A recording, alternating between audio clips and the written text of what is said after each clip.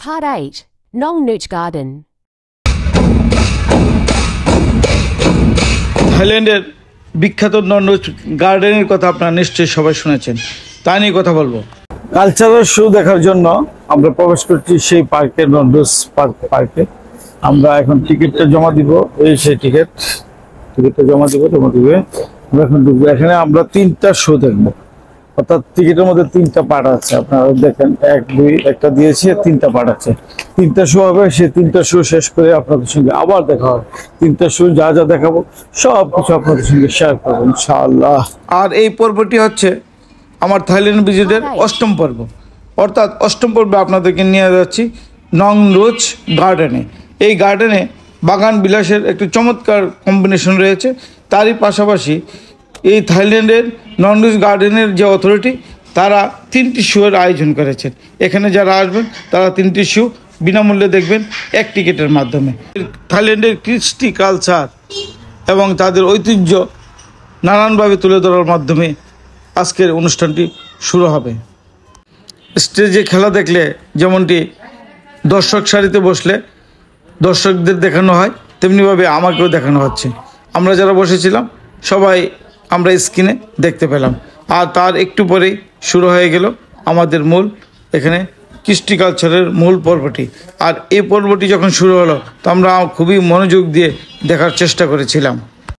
স্টেজের পর্দা যখন উঠল তখনই সবাই যারা শিল্পী কলাকৌশলী ছিলেন সবাই দর্শকদেরকে শুভেচ্ছা বিনিময় করলেন।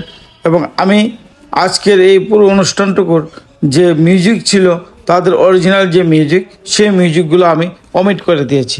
কারণ তাদের এই মিউজিকগুলো কপিরাইটে আসার সম্ভাবনা প্রচুর, কারণ তাদের সব কিছুই ওয়েবসাইটে দেওয়া আছে। সুতরাং এখানে যদি আমি তাদের অরিজিনাল মিউজিকগুলো তুলে ধরি তাহলে হয়তো কপিরাইট আসবে। সুতরাং আমি এই কপিরাইটগুলো অমিট করে দিয়েছি। আর মিউজিক দিয়ে যদি দেখানো হতো তাহলে হয়তো আরও চমৎকারভাবে উপলব্ধি করা যেত।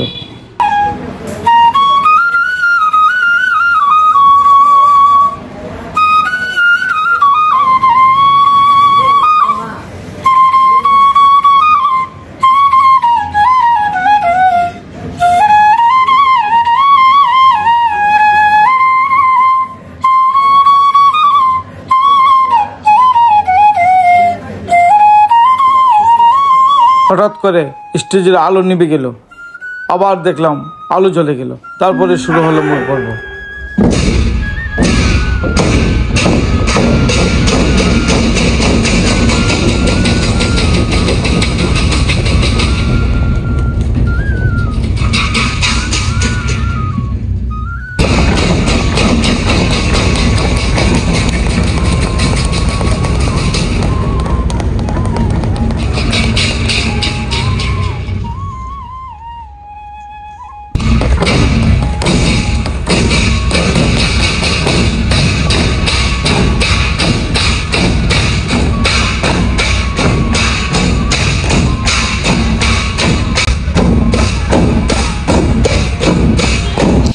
থাইল্যান্ডের কৃষ্টি কালচারের শোতে এত চমৎকারভাবে বর্ণনা করা হয়েছে যেন পুরো থাইল্যান্ডটাকে আমরা চোখের সামনে দেখতে পাচ্ছি এক স্টেজের মাধ্যমে। হঠাৎ করে তাদের রাজা রানী, হঠাৎ করে তাদের নাচ গান,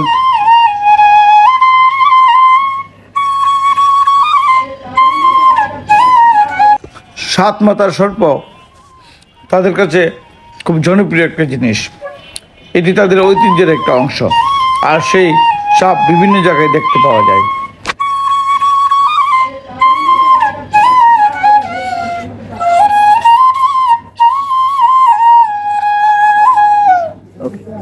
রাজ সিংহাসন করে থাইল্যান্ডের রানীকে স্টেজে আনা হয়েছে। থাইল্যান্ডের রানীর যে স্টেজ, সেই স্টেজটি যখন থাইল্যান্ডের রানী প্রবেশ করলেন তখন স্টেজে আলোকিত ঝলমলে এবং বিউগুলের শোল চারদিকে বেজে উঠল। মনে হলো যেন এই সত্যিকারের একজন রানী এসে উপস্থিত হয়েছেন। আর ওনার সামনে আজকে মূল পর্বটি আরও চমৎকার করে ওনারা পরিবেশন করবেন। দেখা যাক উনি এসে কি করেন এবং উনি কি দেখতে পান। আমরা যারা দর্শক আছি আমরাও কিছু উপভোগ করি।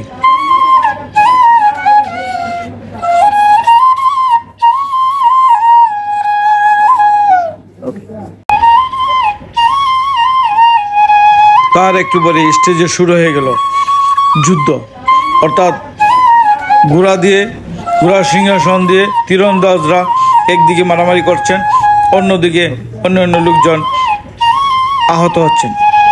মনে হচ্ছে যেন প্রকৃত একটা যুদ্ধ, এবং রাজ দরবারে যেন আগুন লেগে গিয়েছে। স্টেজের ব্যাকড্রপগুলা এমনভাবেই তৈরি করা হয়েছে, আর মারামারি যেন শেষ হচ্ছে না।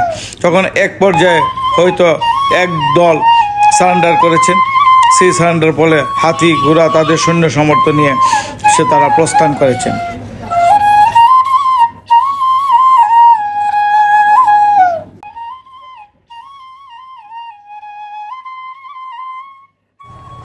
তারপর পরই বিজয় অর্জন করা হয়েছে, আর বিজয়ের পরপরই তারা নৃত্য পরিবেশন শুরু করেছেন। অর্থাৎ বিজয়ের বেশে তারা যখন এসেছেন তখন তাদেরকে আনন্দ উৎফুল্ল করার জন্য নৃত্য পরিবেশন করছেন। আর এই নৃত্যগুলো হচ্ছে পরীর সাজে, মনে হচ্ছে যেন এক একটা পুরপুরি এমনই মনে হচ্ছে।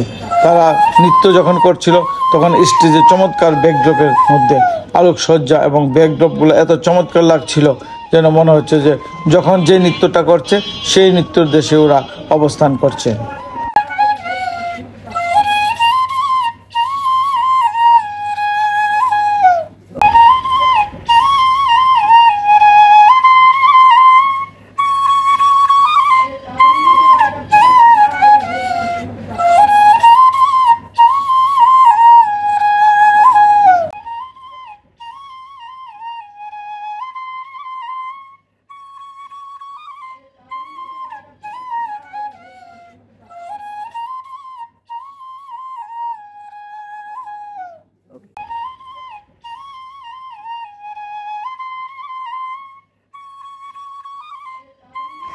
এই পর্যায়ে যে নৃত্যটি পরিবেশনা হচ্ছে এটি কিন্তু থাইল্যান্ডের কালচারের কোনো গান নয়, আর অথবা নৃত্য নয়। এটি হচ্ছে ইন্ডিয়ান একটি নৃত্য। আপনার নৃত্যের ধরন দেখে হয়তো বুঝে গিয়েছে, কারণ ইন্ডিয়ান একটি গানের সঙ্গে তাল মেলাচ্ছে ওরা। আর সেই গানটি খুবই বিখ্যাত হিন্দি ছবির একটি গান। সেই ছবির গানটা এখন নাই বা দিলাম, তবে যে মিউজিকগুলো বাজছে, যে ব্যাকড্রপগুলো বাজছে, তা একটু পরপরই আবার শুরু হবে কিন্তু বাংলাদেশের কোনো একটি গান। বাংলাদেশের একটি গান দিয়েও তারা তাদের বাংলাদেশের কালচারটাকে বোঝানোর চেষ্টা করবে। এবার তাদের রানী স্টেজে আসন গ্রহণ করলেন। স্টেজে আসন গ্রহণ করার পরপরই স্টেজের মধ্যে লাল নীল আলোর ঝলকানি বাজতে শুরু করলো।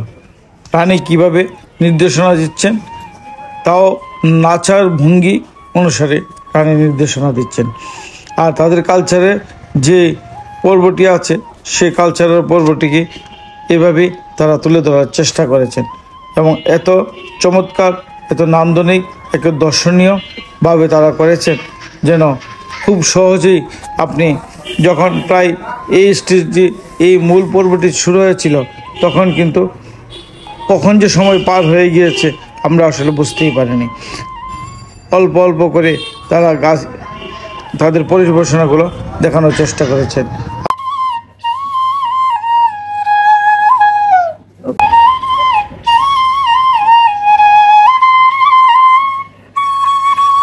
আমরা এই অনুষ্ঠানটুকু প্রায় 1 ঘন্টা যাবৎ দেখেছিলাম, আর 1 ঘন্টার ভিতরে তাদের পুরো ঐতিহ্যটাকে তুলে ধরার চেষ্টা করি।